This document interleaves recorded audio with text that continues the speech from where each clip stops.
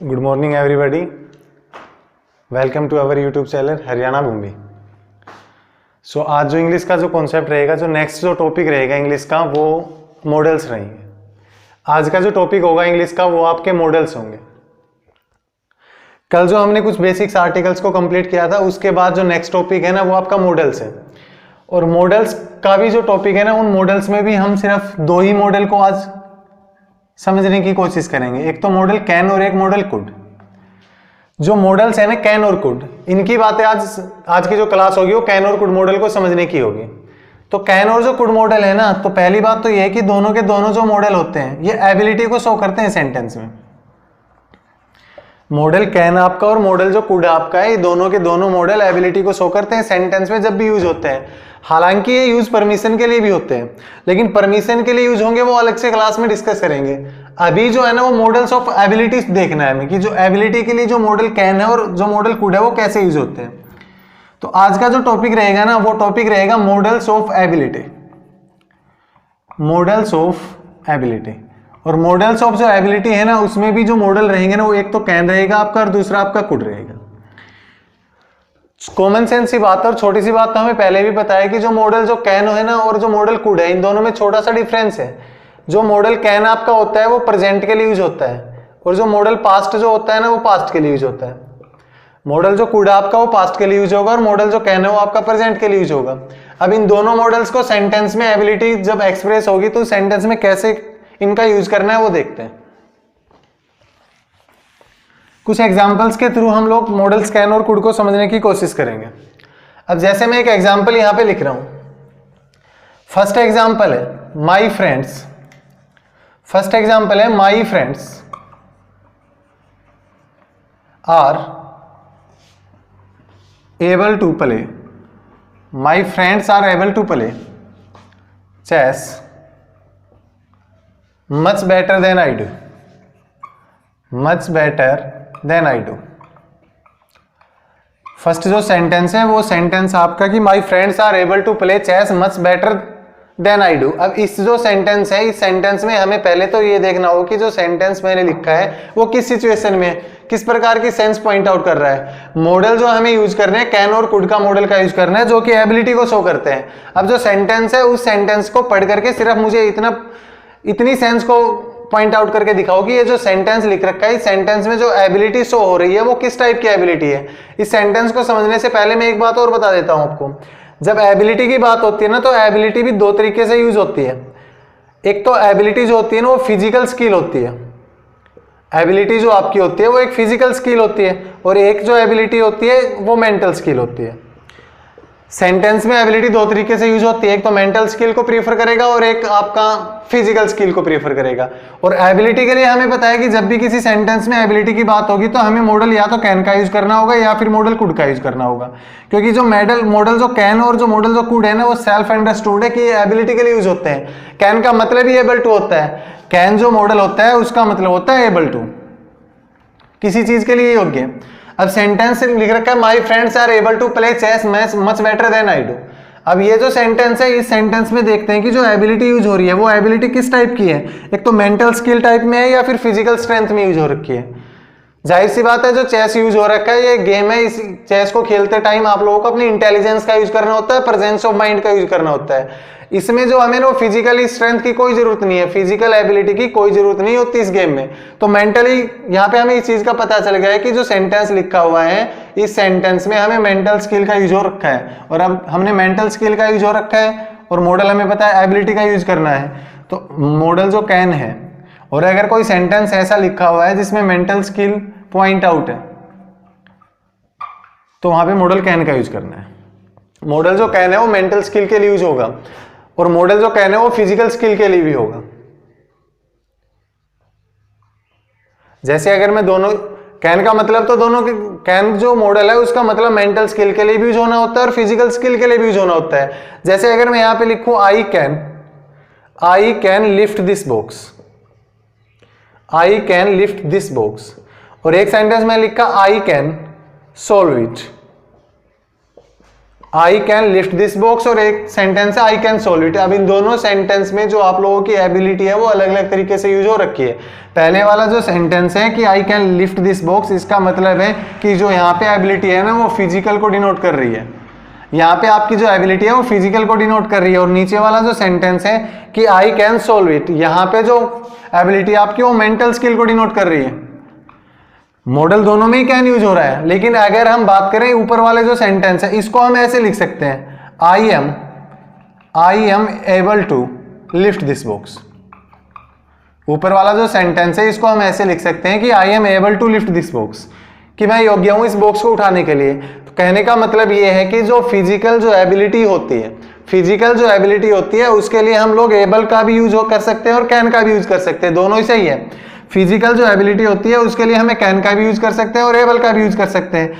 लेकिन जो यहाँ पे नीचे वाला जो सेंटेंस है जिसमें मेंटल स्किल डिनोट हो रहा है, ऐसे जो सेंटेंस होते हैं जिसमें इंटेलिजेंस का जिक्र होता है, इंटेलिजेंस या फिर मेंटल जो स्किल है उसके लिए अगर सेंटेंस यूज हो रहा है तो यहाँ पे आई कैन सॉल्व इट की जगह, सॉरी यहाँ पे जो आई कैन सॉल्व इट लिख रखा है इसमें मॉडल कैन का यूज होना होगा। फिर से एक बार समझाता हूं, अच्छे से समझना मैं कहना क्या चाह रहा हूं।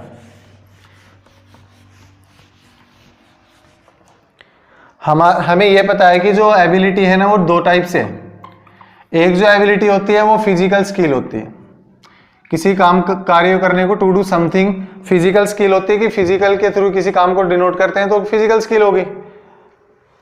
फिजिकली कोई काम करना होता है, फिजिकल एबिलिटी है उसके अंदर। और दूसरी एबिलिटी हमारे पास मेंटल है, मेंटल स्किल होगी दूसरी। अब अगर किसी सेंटेंस में मेंटल स्किल यूज हो रही है या इंटेलिजेंस ही शो कर रहा है सेंटेंस, तो उसके लिए हमें मॉडल कैन का यूज करना है। अगर कोई ऐसा सेंटेंस है जिसके अंदर जो आपकी एबिलिटी है वो प्रेजेंस ऑफ माइंड के लिए यूज हो रही है या इंटेलिजेंस को शो कर रही है, जिसमें फिजिकली स्ट्रेंथ का कोई मैटर नहीं है, जिस सेंटेंस के अंदर फिजिकली स्ट्रेंथ का कोई मैटर नहीं है, वहां पे हमें सिर्फ और सिर्फ मॉडल कैन का यूज करना है मेंटल स्किल के लिए। लेकिन अगर कोई ऐसा सेंटेंस है जिसमें फिजिकली स्किल शो हो रखी हो या फिर फिजिकल स्किल जो है वो डिनोट कर रखी है, तो वहां पे हम मॉडल कैन भी यूज कर सकते हैं और वहां पे हम एबल का भी यूज कर सकते हैं। या तो कैन यूज कर सकते हैं या एबल का, but in case mental skill only we have to use modal can. अब ये जो सेंटेंस मैंने लिख रखा है इसमें कह रहा है my friends are able to play chess much better than I do. तो सेंटेंस देख करके हमें सिचुएशन का पता चल गया है कि जो सेंटेंस है उसमें कहीं ना कहीं जो एबिलिटी यूज हो रही है ना वो एक मेंटल स्किल के लिए यूज हो रही है। अब मेंटल स्किल यूज हो रही है, मेंटल एबिलिटी यूज हो रही है, तो मेंटल एबिलिटी के लिए हमें मॉडल कैन का यूज करना होगा। तो इसको रिमूव करके हमें ये बोलना होगा स्टेटमेंट को कि my friends can play chess much better than I do. तो पहला सेंटेंस तो ये है। अगर आपको एबिलिटी के बारे में समझ में आ गया तो इस सेंटेंस में कोई दिक्कत नहीं। मैं दूसरा एग्जाम्पल लिखता हूं, उसको समझना। सेकेंड एग्जाम्पल देखते हैं। सेकेंड एग्जाम्पल है ये, सेकेंड लिखा मैंने द आश्रम। The Ashram Express. The Ashram Express is able to. The Ashram Express is able to run 100 miles per hour. The Ashram Express is able to run 100 miles per hour. अब ये जो sentence है इसमें भी आप देख सकते हो कि ये जो सेंटेंस है ना, इस सेंटेंस में भी जो एबिलिटी यूज हो रखी है ना वो एक तरह से इंटेलिजेंस की एबिलिटी यूज हो रखी है। लेकिन हमें यह पता है कि जो जितनी भी नॉन लिविंग थिंग्स होती हैं, जितनी भी नॉन लिविंग थिंग्स होती हैं उनमें इंटेलिजेंस ही नहीं होती, उसमें मेंटल एबिलिटी नहीं होती। जितने भी नॉन लिविंग थिंग होते हैं उनमें कोई मेंटल एबिलिटी नहीं होती। जैसे कैमरा हो गया, बोर्ड हो गया, मार्कर हो गया, डस्टर हो गया, इनमें मेंटल एबिलिटी नहीं है बिल्कुल भी। तो ह्यूमन जो मेंटल एबिलिटी होती है वो सिर्फ और सिर्फ ह्यूमन बींग्स में होती है। मेंटल एबिलिटी आपकी ह्यूमन बींग्स में होती है, नॉन लिविंग थिंग में नहीं हो सकती। लेकिन पर ये सेंटेंस है जो इस सेंटेंस में जो शो कर रखा है the Ashram express is able to run 100 miles per hour. तो ध्यान रखना जितनी भी नॉन लिविंग थिंग्स है, कोई भी ऐसा सेंटेंस जिसके अंदर नॉन लिविंग थिंग्स का यूज हुआ है और वो नॉन लिविंग थिंग्स अगर एबिलिटी को शो कर रही है तो वहां पे हमें मॉडल कैन का ही यूज करना है। इज एबल टू को रिमूव करना होगा, कैन का यूज करना है। नॉन लिविंग थिंग्स के लिए हमें हमेशा मॉडल कैन का यूज करना है, इस बात का ध्यान रखना है। अगर ह्यूमन बींग्स का यूज हो रखा है सेंटेंस में तो हमें यह देखना है कि एबिलिटी जो है ना वो फिजिकली है, मेंटली है। मेंटली है तो कैन का यूज करना है, और अगर फिजिकली है तो कैन और एबल में दोनों में से किसी का भी यूज कर सकते हैं। लेकिन अगर नॉन लिविंग थिंग है ना तो हमें मॉडल सिर्फ और सिर्फ मॉडल कैन का यूज करना है, वो चीज एबिलिटी किसी टाइप से यूज हो रखी हो सेंटेंस में। पहला जो सेंटेंस था, इस सेंटेंस में यहाँ पे मैंने आर एबल टू को रिमूव करके कैन का यूज किया है। इसका रीजन ये था कि पहला जो सेंटेंस है इसमें आपकी मेंटल एबिलिटी यूज हो रही है और मेंटल एबिलिटी के लिए मॉडल कैन का यूज करना है। और दूसरा जो सेंटेंस है, इस सेंटेंस में आपकी नॉन लिविंग थिंग को डिनोट किया गया है और नॉन लिविंग थिंग के लिए भी हमेशा मॉडल कैन यूज होना है। लेकिन अगर कोई ऐसा सेंटेंस है जिसमें फिजिकली स्ट्रेंथ का यूज हुआ हो तो वहां पे मॉडल कैन भी यूज हो सकता है और वहां पे मॉडल आपका उस मॉडल की जगह आप एबल का भी यूज कर सकते हैं। अब अगला एग्जाम्पल देखते हैं। अगर ये दोनों एग्जाम्पल क्लियर है तो अगला एग्जाम्पल देखते हैं।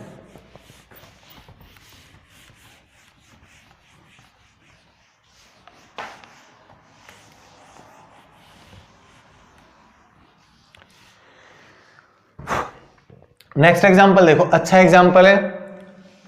कोशिश करना कि थोड़ा सा हटके जरूर होते हैं इस टाइप से समझना चीजों को, जो जैसे मैं मॉडल्स पढ़ा रहा हूं, पहले एग्जाम्पल दे रहा हूं फिर आपको उन चीजों को समझा रहा हूं, थोड़ा सा हटके है। हमें क्या होता है, हमें पहले पहले हमें कॉन्सेप्ट चाहिए या पहले हमें कोई रूल चाहिए, उस रूल को पढ़ लिया, उसके बाद जो मैंने एग्जाम्पल्स दे दिए उसके पॉइंट आउट कर लिए, सोल्व आउट कर लिए। लेकिन पहले अगर एग्जाम्पल लिख करके और फिर उसको फेस करते हैं तो वो कॉन्सेप्ट क्लियर होता है, वो समझ में आती है चीजें कि किस तरह से इनका यूज हुआ है।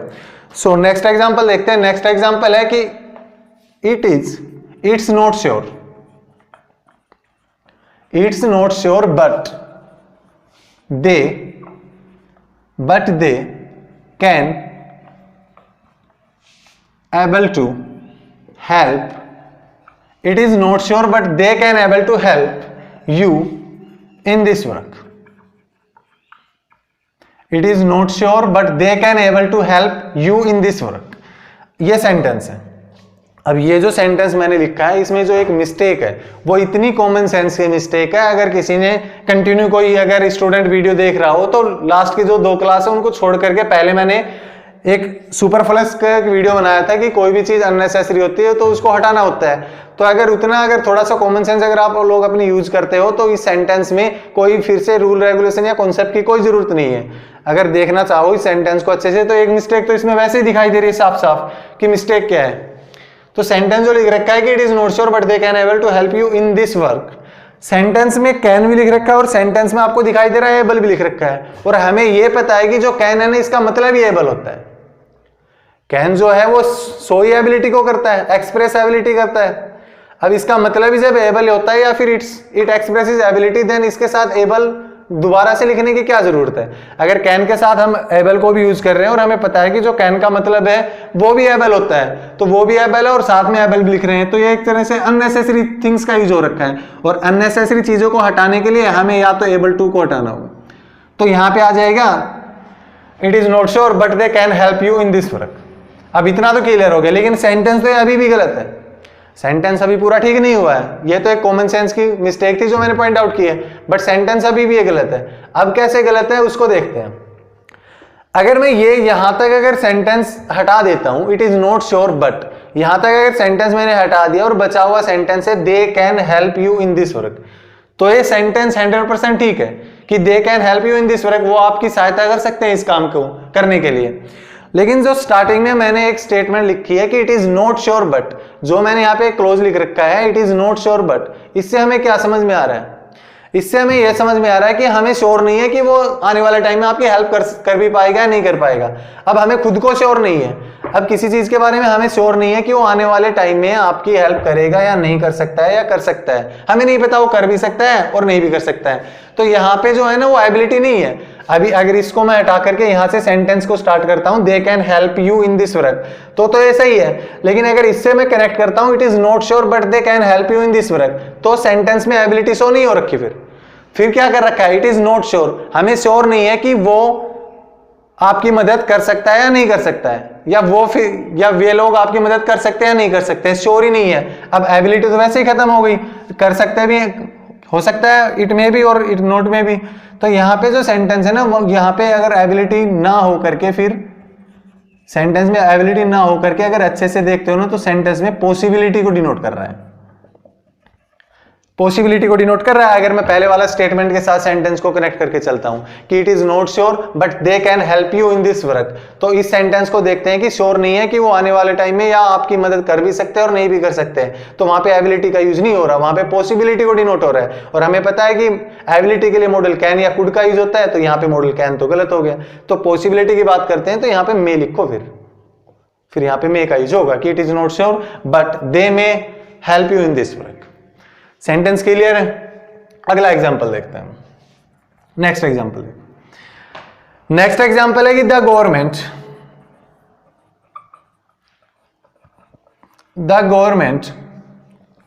कैन नॉट या कांट फाइंड एनी सॉल्यूशन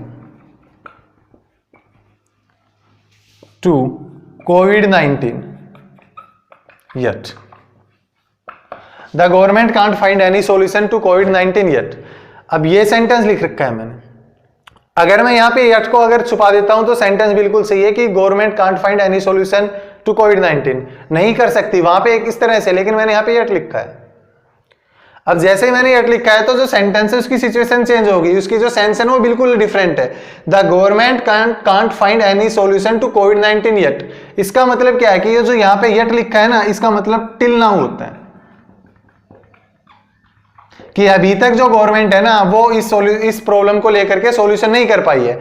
अभी तक जो गवर्नमेंट है वो इस प्रॉब्लम को लेकर सॉल्यूशन नहीं कर पाई है। इस टाइप के जो सेंटेंस है जिनमें एडवर्ब येट का यूज हो रहा है, तो उस सेंटेंस के अंदर हमें टेंस का यूज करना होता है, प्रेजेंट परफेक्ट का। उसमें एबिलिटी का कोई लेना देना नहीं है। कहने का मतलब कैसे देखना है, कोई भी ऐसा सेंटेंस जिसके अंदर पास्ट और प्रेजेंट के बीच के टाइम का यूज हो रहा हो, पास्ट और प्रेजेंट के बीच के टाइम का यूज हो रहा हो, तो वो सेंटेंस परफेक्ट बनता है। अब ये जो सेंटेंस मैंने लिखा है इसमें पास्ट का भी जिक्र हो रखा है और इसमें प्रेजेंट का भी जिक्र हो रखा है। दोनों को अगर अच्छे से समझते हो तो दोनों दिखाई दे रहे हैं कि जो गवर्नमेंट है can't find any solution to COVID-19 yet, अभी तक गवर्नमेंट ने कोई सॉल्यूशन नहीं पाया। अभी तक एक बार ये प्रेजेंट को भी शो कर रहा है और नहीं पाया गया है तो पास्ट को भी शो कर रहा है। तो जो भी सेंटेंस ऐसा बने जिसके अंदर ऐसी सेंस हो कि जो पास्ट से लेकर के प्रेजेंट के बीच के टाइम को रेफर करे, पास्ट से लेकर के प्रेजेंट के बीच के टाइम को रेफर करेगा, तो वहां पे हमें टेंस का यूज करना होता है परफेक्ट का। तो हम यहाँ पे ऐसे लिखेंगे और साथ साथ एबिलिटी को भी शो करना है। अब सेंटेंस में क्या लिखना होगा, कांट को हटा दिया हमने, कांट को हमने हटा दिया और कांट की जगह लिख दिया has been able to find. The government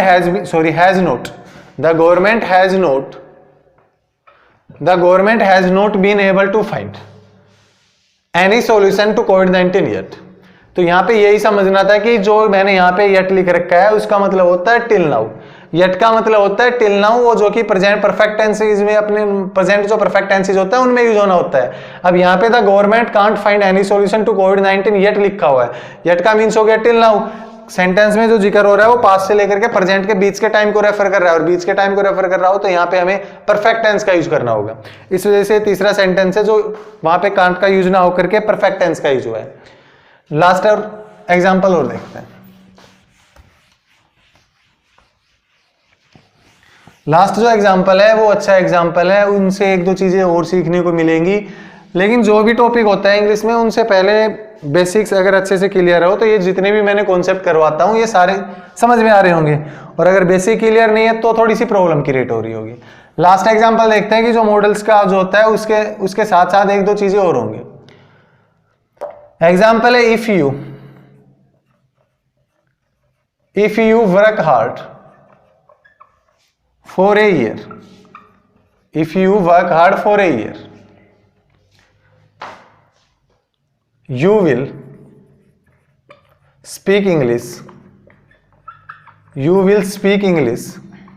with confidence।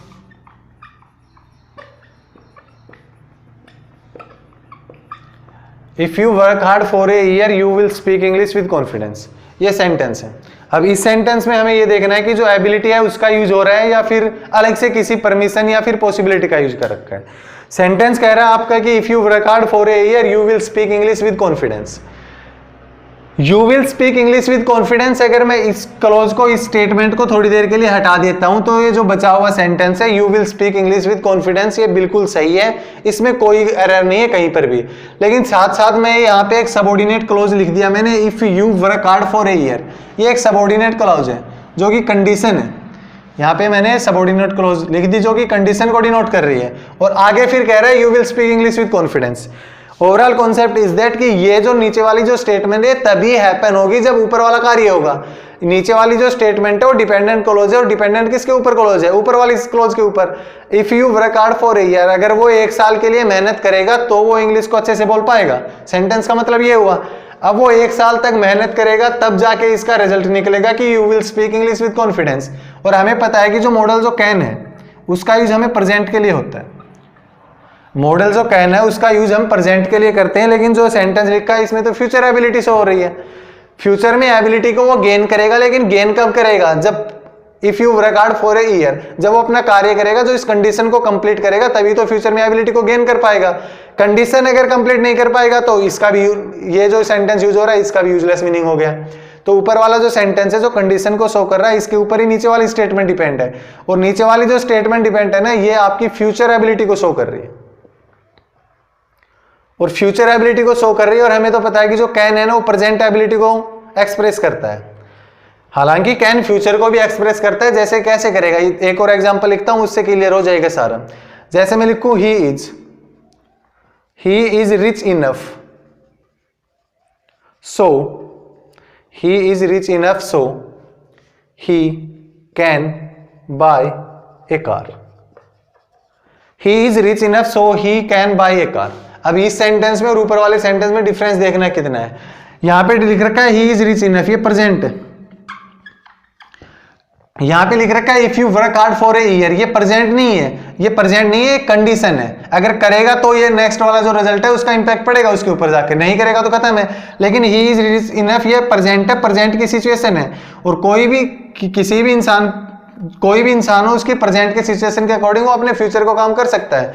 He is rich enough यहाँ पे प्रेजेंट है, इसके बेस के ऊपर वो गाड़ी ले सकता है इन फ्यूचर में, वो चाहे कभी भी लो। उसकी जो प्रेजेंट की जो कंडीशन है उसके बिहाफ के ऊपर वो अपने फ्यूचर में गाड़ी खरीद सकता है। तो यहाँ पे एबिलिटी शो कर रहा है कैन, और यहाँ पे फ्यूचर की भी एबिलिटी। कहने का मतलब कैन जो मॉडल है वो फ्यूचर की एबिलिटी को भी एक्सप्रेस कर सकता है, लेकिन तभी कर पाएगा जब सेंटेंस का पहले वाला पार्ट है वो प्रेजेंट में रहे। प्रेजेंट की सिचुएशन को देख करके ही हम लोग कुछ फ्यूचर में कर सकते हैं, तो वहां पे फ्यूचर एबिलिटी शो कर पाएंगे। लेकिन इस सेंटेंस में ये प्रेजेंट नहीं लिख रखा, ये कंडीशन है जो हैपनिंग को डिनोट कर रही है। होगा तो ही ऐसा हो सकता है कि अगर ये काम कंप्लीट हुआ तभी ऐसा होगा। तो ऐसे जो सेंटेंस होते हैं जो कंडीशन को डिनोट करते हैं, तो उन सेंटेंस में हम कैन का यूज नहीं कर सकते। उन सेंटेंस में जो मॉडल विल है उसी के साथ ही एबल टू लिखना होगा। You will be able to speak English with confidence. अब जैसे मैंने बी एबल लिखा तो ये एबिलिटी को भी शो कर गया सेंटेंस, कंडीशन वाली बात भी कंप्लीट हो गई, तो इस तरह से हम इस सेंटेंस को सही कर पाए हैं। ध्यान यही रखना है कि जो मॉडल कैन है वो प्रेजेंट को भी शो करता है और फ्यूचर एबिलिटी को भी शो करता है, लेकिन फ्यूचर की एबिलिटी वो तभी शो कर पाएगा जब सेंटेंस का फर्स्ट वाला जो पार्ट है, जो स्टेटमेंट है वो प्रेजेंट की हो। अगर कोई कंडीशन या सबऑर्डिनेट क्लॉज यूज हो रही है तो उस केसेस में फ्यूचर एबिलिटी को शो करने के लिए, जैसे ये जो सेंटेंस लिखा है इसमें, उसके इस केस में फ्यूचर एबिलिटी को शो करने के लिए मॉडल विल के साथ बी एबल का यूज करना होता है, अगर सबऑर्डिनेट क्लॉज के साथ पूरी स्टेटमेंट लिखी गई है तो। लेकिन अगर स्टार्टिंग की स्टेटमेंट आपकी प्रेजेंट की है और बाद में अगर फ्यूचर एबिलिटी शो करनी है हमें, बाद में अगर फ्यूचर एबिलिटी शो करनी है तो बाद में जो फ्यूचर एबिलिटी है वहां पे मॉडल कैन यूज हो सकता है, उसमें कोई प्रॉब्लम नहीं है। तो ये जो सेंटेंस थे मॉडल कैन के लिए थे जो कि एबिलिटी को शो कर रहे हैं। अब एबिलिटी में एक बार फिर से इस चीज को रिपीट कर देता हूं ताकि अच्छे से क्लियर हो जाए। कैन और जो कुड मॉडल है वो दोनों के दोनों मॉडल आपकी एबिलिटी को शो करते हैं, और हमें पता है कि ये जो एबिलिटी है ना, ये एबिलिटी फिजिकली भी हो सकती है और ये मेंटली भी हो सकती है। किसी कार्य को करने की जो योग्यता है वो मेंटली भी हो सकती है और किसी कार्य को करने की योग्यता जो है ना वो फिजिकली भी हो सकती है। अभी देखना हमें ये है कि जब मेंटली का जिक्र होता है ना, मेंटली का, तब हमें मॉडल कैन का ही यूज करके करना होगा। लेकिन फिजिकली का जब जिक्र होता है तो हम लोग मॉडल कैन का भी यूज कर सकते हैं या फिर इसकी जगह हम एबल का भी यूज कर सकते हैं। मैंने जैसे लिखा था he can move this box, he can move this box. और एक सेंटेंस मैंने लिखा ही कैन सोल्व इट।